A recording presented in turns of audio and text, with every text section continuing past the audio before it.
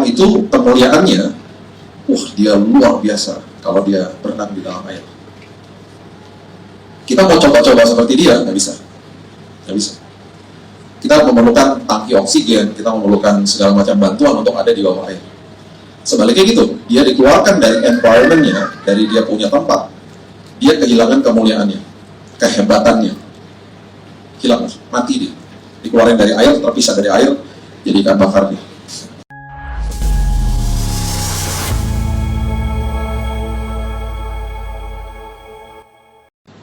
Pada awal manusia diciptakan, manusia itu diberikan sebuah kemuliaan.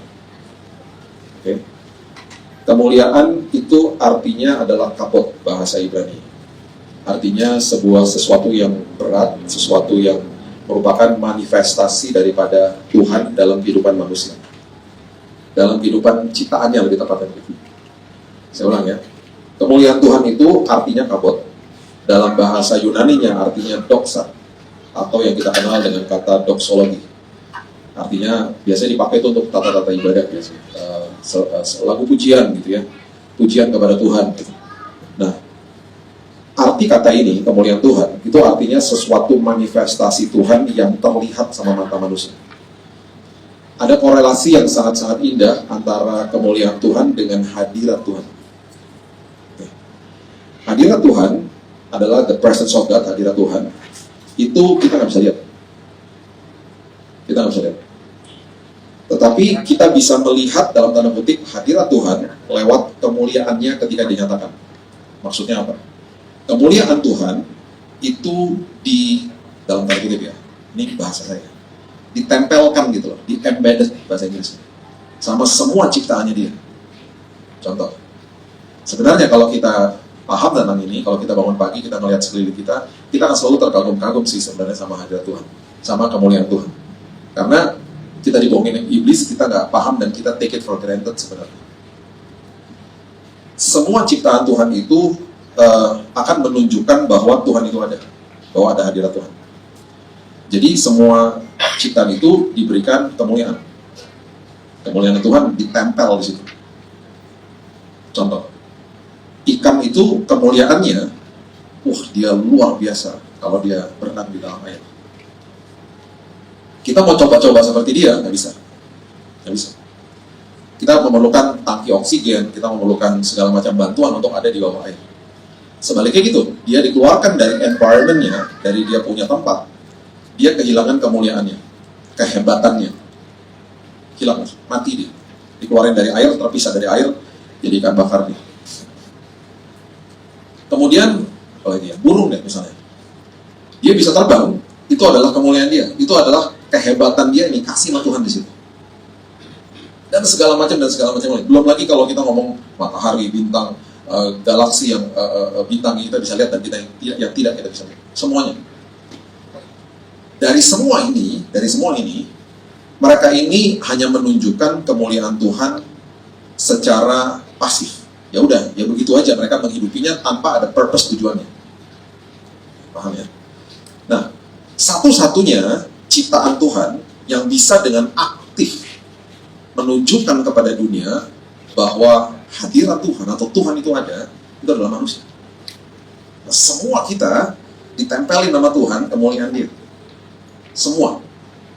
Itu sebabnya kita punya kepribadian beda-beda, karunia beda-beda, talenta beda-beda, zona kekuatan kita beda-beda. Sekarang tarik itu lebih dalam. Nggak usah jauh-jauh deh. Kita lihat di ruangan ini aja, ada manusia yang mendapat karunia bisa buat kursi yang kita dudukin. Kan ada yang buat.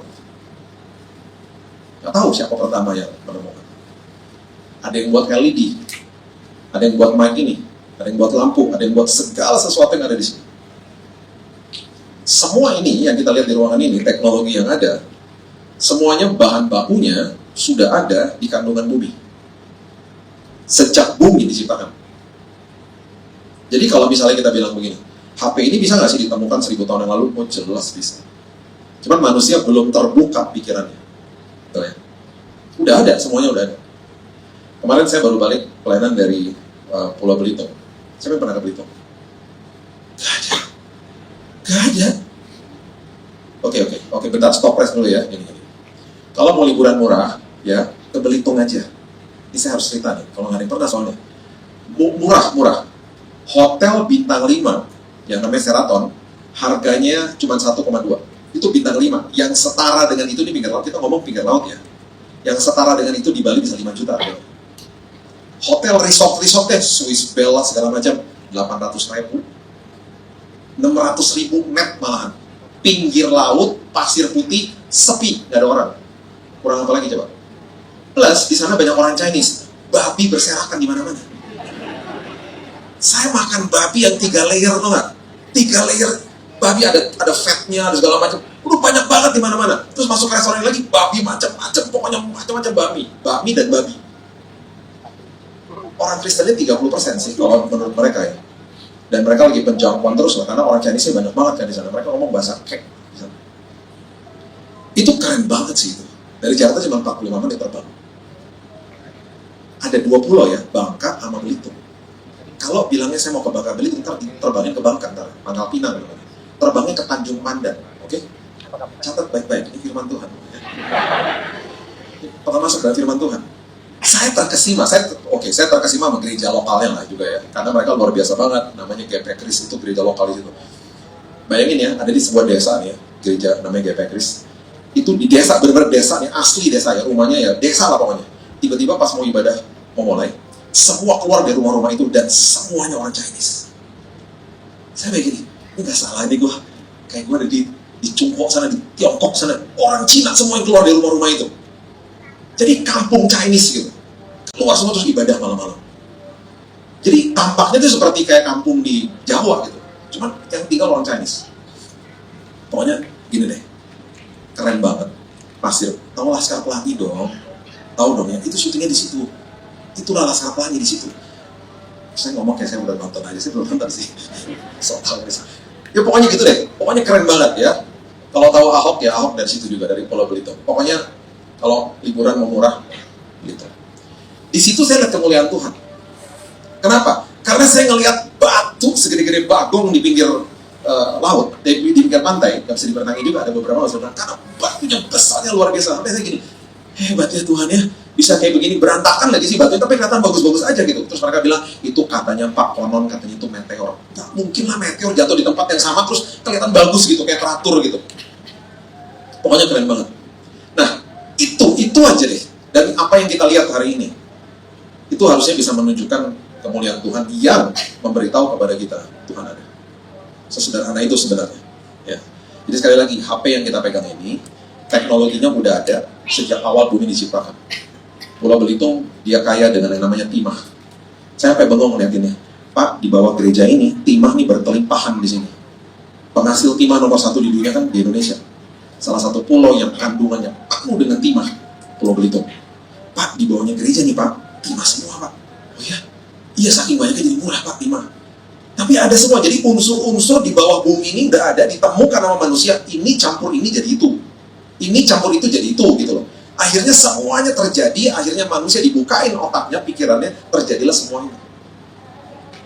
Jadi kalau kita ngerti, kita paham tentang itu, kita ngerti, ini Tuhan lagi tunjukin kemuliaannya kepada setiap dunia, kepada setiap manusia, maksudnya dalam dunia ini, lewat anak-anaknya. Itu sebabnya semua kita punya zona kekuatan masing-masing.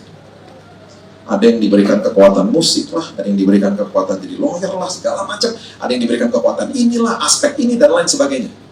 Itu kemuliaan Tuhan. Jadi istilahnya gini, kemuliaan Tuhan, doksologi, doksa, kapot, itu artinya adalah manifestasi hadirat Tuhan lewat manusia. Itu aja deh, lebih gampangnya begitu.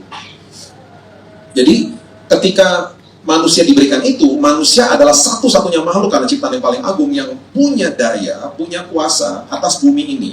Dan itu sebabnya manusia diberikan mandat sama Tuhan, sekarang kamu penuhi bumi ini dengan kemuliaanku. Itu sebabnya Kejadian pasal yang pertama, ayatnya yang ke-28, itu sebenarnya artinya adalah gitu. Kejadian 1 ayat 28. Allah memberkati mereka. Lalu Allah berfirman kepada mereka, beranak cuculah dan bertambah banyak, penuhilah bumi dan taklukkanlah itu, berkuasalah atas ikan-ikan di laut dan burung-burung di udara dan atas segala binatang yang merayap di bumi. Penuhi bumi, reproduction terjadi, penuhi bumi. Kemudian kamu beranak cucu lah, maksudnya gini, kamu ciptakan komunitas-komunitas kecil, dan kamu ciptakan semua lingkungan-lingkungan di dalam bumi ini, penuhi bumi ini dengan kemuliaanku, kasih tunjuk sama bumi ini bahwa aku kasih kehebatan ini, kehebatan itu, dan lain sebagainya. Jadi hadirat Tuhan sama kemuliaan Tuhan itu korelasinya sangat erat. Oke. Kita udah tahu manusia akhirnya jatuh dalam dosa. Waktu manusia jatuh dalam dosa, manusia dipisahkan dari hadirat Tuhan. Dipisahin. Kemuliaan Tuhan atas manusia hilang. Mulai redup. Mulai hilang satu-satu. Manusia gak bisa berfungsi. Manusia tidak ada di dalam hadirat Tuhan. Karena manusia gak bisa berfungsi di dalam sebuah tempat yang harusnya dia bisa berfungsi di tempat itu. Tempat itu apa? Hadirat Tuhan. Manusia bisa berfungsi dengan baik di dalam hadirat Tuhan. Ikan bisa berfungsi dengan baik di dalam air. Binatang melata dan binatang liar bisa berfungsi dengan baik di bumi, di darat, di sebuah habitatnya dia. Dan semua punya kehebatan masing-masing. Di Pulau Belitung ada binatang namanya Tarsius. Kayak nama Romawi ya. Dia keluarnya cuma malam. Dia tinggalnya di dalam pohon. Matanya gede gitu. Dia kalau lagi stres, maksudnya gini, dia kalau ketemu manusia, dia kan takut sama manusia ya. Dia kalau saking takutnya, dia bisa jedokin kepala ke kayu gitu ya, sampai mati. Jadi kasihan. Jadi kalau ngeliatin binatang Tarsius, dia lagi jedokin kepala jauh-jauh. Itu berarti dia lagi proses bunuh diri. Karena dia lagi stres ngeliatin manusia. Semua punya behavior masing-masing. Nah, binatang kayak begitu tuh. Manusia kan nggak diciptakan begitu. Jadi dia punya kemuliaan Tuhan yang dia kasih tunjuk itu pasif. Nah, manusia diberikan kuasa. Kamu berkuasa atas bumi. Terjadilah dosa. Manusia dipisahkan dari hadirat Tuhan. Kemuliaan Tuhan hilang. Makanya sampai hari ini banyak orang suka nanya gini, apa ya Pak fungsi saya? Apa ya tujuan hidup saya? Bingung kan? Didistorsi sama iblis soalnya. Saya mesti ngapain ya Pak hidup ini ya? Dia nggak sadar bahwa dia bisa sebenarnya lihat ke dalamnya dia langsung ketemu jawabannya. Karena dia nggak bisa tanya sama orang lain. Ketika kita lihat ke dalam sini, kita lihat kepribadian kita seperti apa, karunia kita seperti apa, kreativitas kita seperti apa, talenta kita seperti apa, gairah kita seperti apa. Paling nggak kita udah mulai mengerti, oh ini jalur hidupku ke sini nih kayaknya. Orang yang dites dominan intip stabil cermat, kalau dia stabil cermat, biasanya dia tuh nggak jauh-jauh dari financial lah, dunianya lah, dunia-dunia yang akuntan lah. Karena dia suka analisa. Orang yang intim sama dominan gak mungkin jadi akuntan, bisa mati duduk dia. Karena orang intim sama dominan, dia dapat energi kalau ketemu orang. Biasanya orang kalau udah seperti begitu, gairahnya ngapain? Marketingnya jago, salesnya jago, karena ketemu orang. Tuh, dari itu aja kita udah mulai paham, bisa paham tuh apa yang Tuhan alirkan dalam hidup kita. Itu kemuliaan soalnya. Oke, udah paham itu ya. Nah, manusia jatuh dalam dosa. Kemudian Adam digantikan dengan Adam yang dikatakan Yesus datang sebagai Adam yang akhirnya menebus dosa manusia, mengembalikan hadirat Tuhan di dalam setiap kita. Jadi semua kita yang lahir baru, kita mendapatkan kembali hadirat itu, dipulihkan sama Bapa di sorga. Sekarang bahkan kalau kita baca perjanjian lama, Roh Kudus ada di atas manusia. Sekarang Roh Kudus hidup di dalam manusia. Jadi semua kita ada hadirat Tuhan. Nah, itu sebabnya kemuliaannya Tuhan dipertontonkan dimulai lewat anak-anaknya. Oke, betul, kita tahu bahwa dunia ini penuh dengan kegelapan. Itu sebabnya masih banyak orang bingung. Orang Kristen pun banyak yang bingung gitu loh. Ya kan? Nah, salah satunya yang Tuhan suka mempertontonkan kemuliaannya lewat kita semuanya adalah ketika ada badai. Dulu nggak ada badai, dulu nggak ada kesulitan hidup. Karena dulu manusia manunggal sama Tuhan, kehidupannya sempurna, semuanya berkomunal dengan Tuhan, gak ada yang namanya ibadah, gak ada yang namanya doa puasa, semuanya langsung direct line sama Tuhan. Tetapi ketika akhirnya bumi ini jatuh, penebusan terjadi, yang ditebus kitanya, buminya gak ditebus. Itu sebabnya kita tetap tinggal di tengah-tengah kegelapan. Tapi yang hebatnya adalah terang Tuhan diterbitkan di dalam kita, karena Kristus atau Roh Kudus diam di dalam kita, itu adalah hadirat Tuhan. Jadi kita ngerti itu dulu deh, bahwa hadirat Tuhan gak pernah ninggalin saya. Tapi kenapa Pak? Banyak orang ngomong, saya gak rasa hadirat Tuhan. Ya salah sendirilah. Karena kehadiran Tuhan itu gak pernah ninggalin kita. Nah, sekarang perbedaannya lagi nih. Hadir sama hadirat itu dua hal yang perlu dimengerti juga. Saya bisa hadir di sebuah pesta pernikahan, ya, dan bisa nggak ketemu sama teman saya yang juga sama-sama hadir karena tempatnya besar misalnya. Besok baru nyadar, lah, lu kemarin di sana? Iya, lah, gue juga di situ, gitu. Lah, kok nggak ketemu? Gede tempatnya. Di jam 7 kan, sama dong, berarti sama-sama hadir kan, bukan jam berbeda kan, sama-sama ada. Tapi kalau orangnya ribuan nggak ketemu, itu namanya saya tidak merasakan hadirat dia. Karena hadirat artinya face to face, countenance to countenance, ketemu muka sama muka, itu hadirat. Nah sekarang masalahnya gini, Tuhan hadir toh dalam hidup kita, dan tidak pernah ninggalin kita kan, nggak pernah loh ninggalin kita. Tapi kenapa manusia nggak pernah tahu dan nggak sadar bahwa Tuhan itu hadir? Dia nggak pernah rasain hadiratnya. Satu, manusia menilai hadirat Tuhan dengan emosinya. Aduh lagunya enak, tadi benar-benar rasa hadirat Tuhan. Aduh khotbahnya bagus, gua rasa hadirat Tuhan. Di lain sisi, suka lagunya, gak ngerti, gak rasa hadirat Tuhan. Itu pendeta dari mana sih, gak ada rambutnya? Kalau berjelimut-jelimut, ngomongin glory, ngomongin kemudian, gue gak ngerti, gak rasa hadirat Tuhan. Ada juga orang ngomong begitu. Nah, terus kalau dia gak rasa hadirat Tuhan, salah siapa? Salah dia lah. Tapi ada orang ngomong begini, aku gak cocok sama praise and worship-nya, aku gak cocok sama khotbahnya, tapi aku rasa hadirat Tuhan. Kenapa? Gini, nih, prinsip begini. Iblis selalu akan distorsi pikiran dan hati kita untuk kita nggak sadar bahwa Tuhan hadir. Dengan apa? Kita ngelihat masalah dan mulai keluar dari mulut kita kata bersungut-sungut, mulai keluar kata-kata negatif. Makanya firman Tuhan di Matius 6:31 bilang apa?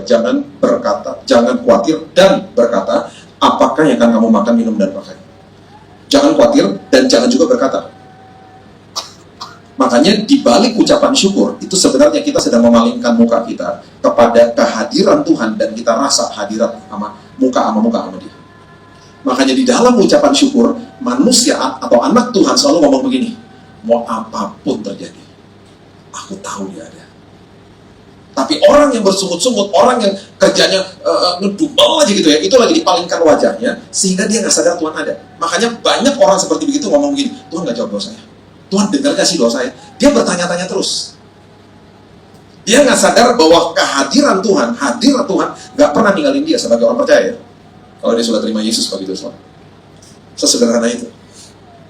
Nah korelasinya apa? Ketika kita nggak sadar dia ada, ketika kita nggak sadar dia hadir, kemuliaan Tuhannya sirna.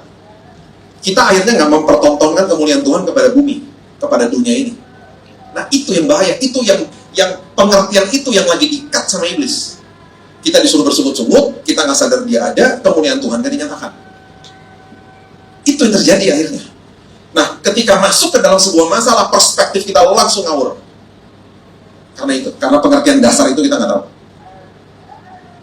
Makanya, yang pertama kali biasanya ketika di dalam semua pengajarannya Yesus, pertama kali selalu yang dicelikan tuh mata rohani. Mata rohani dicelikin bahwa kamu sadar ya, aku ada. Kamu sadar ya, aku hadir. Kamu sadar ya bahwa aku tuh sayang sama kamu, aku gak pernah ninggalin kamu. Kamu jatuh dalam dosa kemarin dan lain sebagainya, aku tetap gak ninggalin kamu. Kamu anak saya, kuk yang kupasang ringan. Artinya, saya lagi jalan sama kamu, ini kuk ya. Kalau kuk itu kepada lembu atau kepada kerbau, kalau kerbaunya mau ke kanan, petaninya mau ke kiri, dipecut kerbaunya. Iya yang bahasa Indonesia, tarik ke kiri. Kuk yang kupasang ringan, maksudnya apa? Dipegang nih, pundak kita. Dia jalan sama kita ya. Terus kitanya melenceng ke kanan. Roh Kudus bilang apa? Conviction di dalam hati bahasa Inggrisnya. Jangan nak, itu jalan salah. Terus kita tetap ke sana. Kita kan punya free will, punya kebebasan untuk memilih. Nggak mau saya tetap ke sana. Terus Tuhan bilang ini, oh ngedap, ini orangnya nggak bisa kasih. Sana pergi sendiri. Udah ditinggalin. Nggak pernah begitu. Kok yang kupasang ringan adalah dia ikut sama kita. Kan nggak pernah ditinggalin sama dia. Sama seperti orang tua. Anak saya Raina ya dulu ya. Kita kalau sebagai orang tua nggak punya jantung kuat, dia itu ya dulu ya bisa lari kayak orang lari 100 meter sprint, hilang. Itu anak saya, lain. Makanya anaknya berani banget, dia sekarang udah 25 tahun. Dulu saya berkali-kali tuh kejar-kejaran sama dia karena dia di mall ya tiba-tiba ya dia lari sekencang-kencangnya dan itu di depan itu jalanan. Kita mau berteriak apapun juga dia nggak peduli, dia lari sambil ketawa-tawa. Dan kenceng banget larinya. Dan udah dikasih tahu nggak boleh. Terus dia diam aja. Susah dikasih tahu. Sana lari. Oh nggak pernah. Saya akan lari sekuat tenaga saya. untuk saya rangkul dan saya pegang dia dalam pelukan saya. Karena dia anak saya. Terus kita pikir kalau kita jalan yang salah, Tuhan bilang, "Pergi sana." Oh enggak, makanya itu pengertian itu ya, kuk yang kupasang ringan. Itu artinya dia nggak pernah paksa manusia.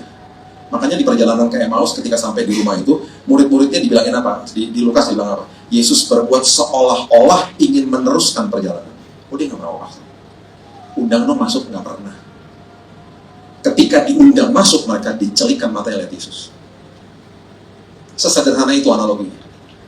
Jadi kok yang kupasang ringan tuh udah dikasih tahu nih, conviction kan sama Roh Kudus, dikasih tahu, nggak mau dengar juga, ditemani sama dia. Nah, jangan nak, tidak ada siapapun dan apapun yang sanggup memisahkan kasihku kepadamu. Itu kasih tahu. Terus gue berat jatuh dalam dosa. Roh Kudus bilang apa? Dia selalu bicara di dalam pikiran dan hati kita begini. Nah, itu salah, nah. Itu bahaya buat kamu, ini tanganku pegang. Udah ya, jangan lagi nak, bahaya, itu membahayakan dirimu. Dan kamu nanti ngerepotin orang lain. Udah nak, jangan ya, gitu. Dirangkul sama dia. Iblis enggak. Perhatikan ini baik-baik. Iblis akan membuat dosa itu kelihatan minimalis. Dan ketika kita jatuh, dia akan memaksimalkan tuduhan. Itu iblis. Jadi yang diserang sama dia adalah semua tentang karakter kita. Bodoh kamu, nggak layak kamu. Itu iblis ketika kita jatuh. Jadi kalau dengar suara kayak begitu, suara yang mendengarkan kita atau mendengungkan masa lalu kita, itu bukan Tuhan.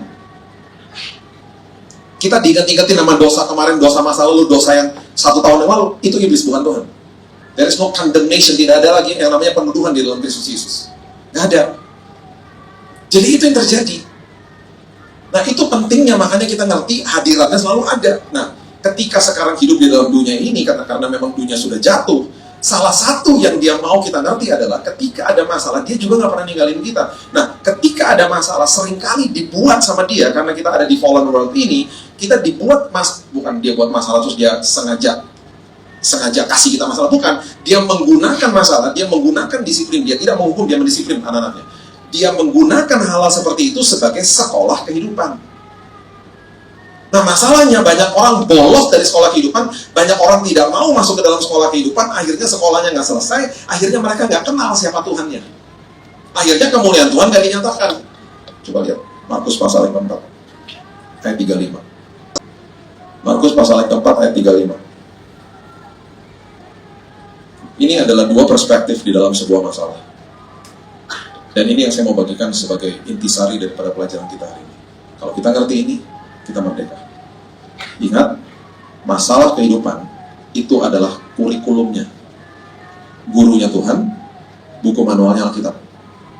Kalau kita keluar dari jalur ini, kita bolos, kita selesaikan sekolahnya dengan lebih cepat, kita kita maksudnya berhentikan kelasnya dan lain sebagainya, ujungnya pasti kita nggak akan pernah ngerti siapa Tuhan kita. Kita nggak akan pernah ngerti, kita nggak dapat pelajaran yang penting gitu.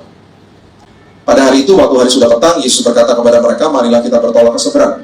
Markus 4 ayat 35. Kalau ini keluar dari mulutnya Yesus, udah pasti mereka sampai ke seberang. Betul ya? Marilah kita bertolak ke seberang. Yang ngomong adalah Yesus, bukan saya.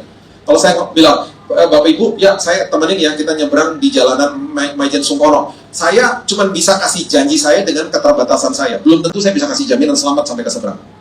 Tapi kalau Yesus yang bilang, marilah kita bertolak ke seberang, itu artinya mereka pasti sampai ke seberang. Itu maksudnya. Terus dia ada di dalam perahu lagi. Sekarang saya mau tanya, dia tahu nggak akan ada badai? Oh jelas. Dia tahu nggak sebentar lagi dia akan tidur di buritan. Sebagai manusia, dia ada letihnya juga, dia ada laparnya juga, dia ada ngantuknya juga. Oh jelas. Mereka meninggalkan orang banyak, bertolak membawa Yesus beserta dengan mereka dalam perahu di mana Yesus telah duduk. Perahu-perahu lain juga menyertai dia. Lalu mengamuklah tofan yang sangat dahsyat, ombak menyembur masuk ke dalam perahu. Perahu mulai penuh dengan air, mereka mulai ketakutan. Pada waktu itu Yesus sedang tidur di buritan di sebuah tilam. Maka murid-muridnya membangunkan dia, harusnya jangan. Dan berkata kepadanya, Guru, engkau tidak peduli kalau kita binasa. Ini sedang terjadi sekolah kehidupan. Ini kelasnya. Ini kelasnya. Mereka nggak mau karena mereka melihat masalah dari sisi cobaan, bukan ujian. Itu yang bahaya. Perspektif kalau ada masalah. Kalau kita lihat dari sisi cobaan, itu artinya adalah kelemahan kita dikeluarkan, kelemahan mereka dikeluarkan. Mereka adalah orang-orang yang gampang takut, kelemahannya dikeluarkan, dan mereka membiarkan kelemahan itu bermitra sama iblis, sehingga akhirnya kelemahan itu menghancurkan mereka. Kenapa bisa menghancurkan mereka? Salah satunya adalah kelasnya di stop, pelajarannya di stop. Dia bilang sama gurunya, stop kelasnya. Dibangunin Yesus. Dan dia berkata, guru, engkau tidak peduli kalau kita binasa. Guru, jelas kita dipanggil guru padahal. Ia pun bangun menghadapi angin itu dan berkata kepada danau itu, diam, tenanglah, lalu angin itu reda, danau menjadi teduh sekali. Yesus bangun, dengan kasih karunia dia teduhkan anginnya. Ayat berikutnya adalah ayat yang menyatakan apakah Yesus setuju sama mereka atau tidak. Ayat berikutnya, Yesus berkata begini, kalau dia setuju sama dia dibangunin sama mereka, dan pelajarannya di stop, kelasnya di stop, dia akan ngomong gini, makasih ya guys, udah bangunin saya, hampir kita mati bareng. Betul gak? Hampir kita mati bareng. Aduh, terima kasih saya dibangunin. Saya nggak tahu loh ada badai. Aduh, hampir loh guys. Terus dipelukin satu-satu. Thank you ya guys, aku lega banget. Nah, dia nggak ngomong gitu. Dia bilang begini, mengapa kamu begitu takut? Terus kalimat yang keduanya nampar banget, kenapa kamu tidak? Ketika kelasnya di stop. Ketika dia minta sama gurunya untuk berhentikan kelasnya. Perhatikan apa yang terjadi di ayat terakhir. Mereka menjadi sangat takut dan berkata seorang kepada yang lain, siapa gerangannya orang ini sehingga angin dan danau pun taat kepadanya. Mereka nggak mudeng, mereka nggak dapat pelajarannya. Siapa orang ini? Kelasnya diberhentikan. Perhatikan Matius pasalnya yang ke-14. Matius pasalnya ke-14. Badai yang sama juga, badai yang serupa maksud saya. Ya. Yang terjadi begini. Nih, coba lihat ya. Matius 14 ayat 22. Sesudah itu Yesus segera memerintahkan murid-muridnya naik ke perahu dan mendahulunya ke seberang. Sementara itu dia menyuruh orang banyak pulang. Sama dia yang suruh kok. Kamu pergi ke seberang. Dia yang suruh. Kalau dia yang suruh pasti nyampe lah ke seberang. Dan setelah orang banyak disuruhnya pulang, Yesus naik ke atas bukit berdoa seorang diri. Ketika hari sudah mulai malam, dia sendirian di situ. Perahu murid-muridnya sudah beberapa mil jauhnya dari pantai, diombang-ambingkan gelombang karena angin sakal. Kira-kira jam 3 malam, Yesus datang kepada mereka berjalan di atas air. Terjadi badai. Ini waktu dia dari dia suruh sampai dia hadir di depannya mereka secara fisik itu kira-kira 6 jam, Bapak Ibu. Kira-kira 6 jam. Jadi lama. Alkitab tidak mendokumentasikan apakah badainya kerasnya luar biasa, apakah ada masa-masa di mana mereka ombaknya nggak begitu keras, tidak didokumentasikan. Tapi prinsipnya 6 jam aja, pokoknya di situ. Mujizat mulai terjadi ini. Dia mulai kasih tahu sama mereka, saya berjalan di atas badai, di atas gelora, gelombang itu. Ketika murid-muridnya melihat dia berjalan di atas air, mereka terkejut dan berseru, itu hantu, dan berteriak-teriak karena takut. Perhatikan ketika masalah dilihat dari perspektif ujian. Sama-sama mengeluarkan kelemahan, sama seperti cobaan, sama-sama mengeluarkan kelemahan kita. Tetapi kalau ujian, kelemahan itu kita gunakan untuk membuat kita lebih baik. Bukan untuk menghancurkan kita. Makanya namanya ujian matematika. Ketika ada soal salah, kita langsung sadar, aduh aku nggak belajar formulanya, nggak ngerti. Kita belajar lagi, ketika ada remedial kita bisa, ya kan? Itu namanya ujian, mengeluarkan kelemahan kita, menggunakan kelemahan itu untuk membuat kita lebih baik. Makanya lihat masalah jangan dari perspektif cobaan, lihatnya dari perspektif ujian, dan jangan di stop kelasnya. Jadi kalau ada badai, bilang gini sama Tuhan, Tuhan, terobosnya bareng-bareng Tuhan, kan hadirat Tuhan nggak pernah ninggalin saya. Kapan Tuhan mau selesaikan badainya, terserah Tuhan. Biarkan saya belajar. Terus kemudian dikatakan begini, tetapi segera Yesus berkata kepada mereka, tenanglah, aku ini, jangan takut. Lalu mujizat terjadi lagi terhadap mereka. Petrus akhirnya menjawab, Tuhan apabila engkau itu, suruhlah aku datang kepadamu berjalan di atas air. Dan Petrus akhirnya berjalan di atas air. Kata Yesus, datanglah. Petrus turun dari perahu, berjalan di atas air, mendapatkan dia. Mujizat terjadi di tengah-tengah badai. Yang takut dibilangin jangan takut, pelajaran terus berlangsung, dan tidak ada satupun dokumentasi daripada ayat ini yang murid-muridnya berteriak untuk memberhentikan badainya. Nggak ada. Tetapi ketika dirasanya tiupan angin, takutlah ia mulai tenggelam lalu berteriak, Tuhan tolong aku. Segera Yesus mengeluarkan tangannya memegang dia, hai orang kurang percaya, mengapa engkau bimbang? Yang tadinya takut diselesaikan masalah satu-satu, sekarang bimbang diselesaikan lagi masalahnya satu-satu. Akhirnya lalu mereka naik ke atas perahu dan angin pun reda. Kalau saya bisa tambahkan, diredakan sama Yesus. Kelasnya diberhentikan oleh Yesus, bukan permintaan murid-muridnya. Tuntas berarti badainya, tuntas kelasnya. Dan yang terjadi, ayat 33 adalah dua hal yang sangat berbeda dengan yang tadi.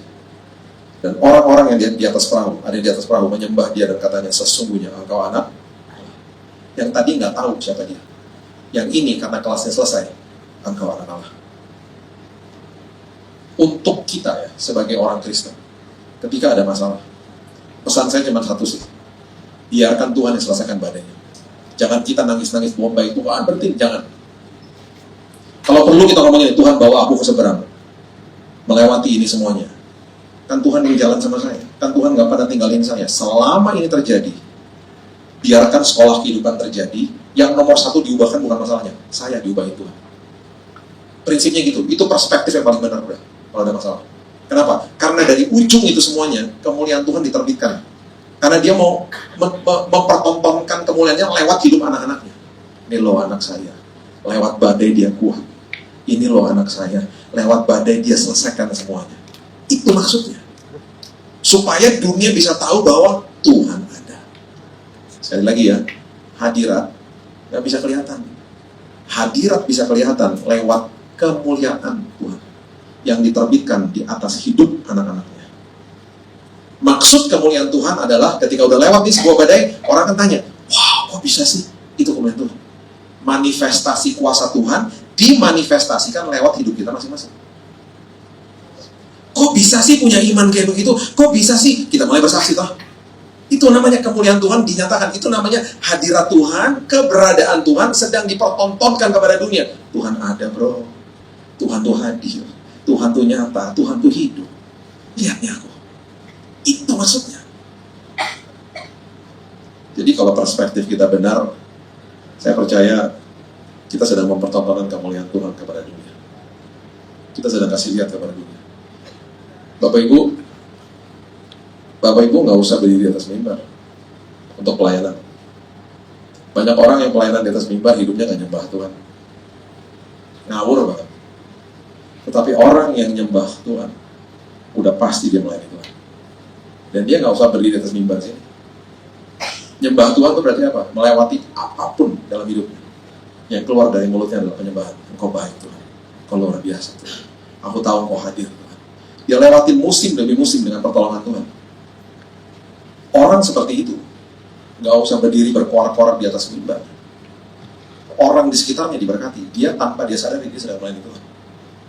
Makanya orang pelayanan belum tentu dia nyembah Tuhan. Orang yang nyembah Tuhan udah pasti dia melayani Tuhan, dimanapun dia berada. Saya tutup sama kisah ini. Kemarin di Belitung ada seminar hamba Tuhan dan juga seminar sama beberapa guru-guru dari sekolah-sekolah Kristen. Yang membuat saya renyuh hati saya itu adalah ketika ada seorang ibu, guru TK. Dia ngomong gini sama saya, Pak, saya mengalami sebuah tragedi dalam hidup saya. Di tahun 2008, anak saya yang ketiga, usianya masih 3 tahun, kena kanker, dan saya berdoa, tetapi akhirnya dia dipanggil pulang Tuhan. Pak, saya dengar kesaksian Bapak disembuhkan dari kanker. Anak saya nggak disembuhkan, Pak, dipanggil pulang. Bapak punya kesaksian, saya nggak punya kesaksian, Pak. Terus tau nggak dia ngomong apa? Pak, saya sejak anak saya dipanggil pulang, Pak, saya tuh tadinya nggak suka anak-anak, Pak.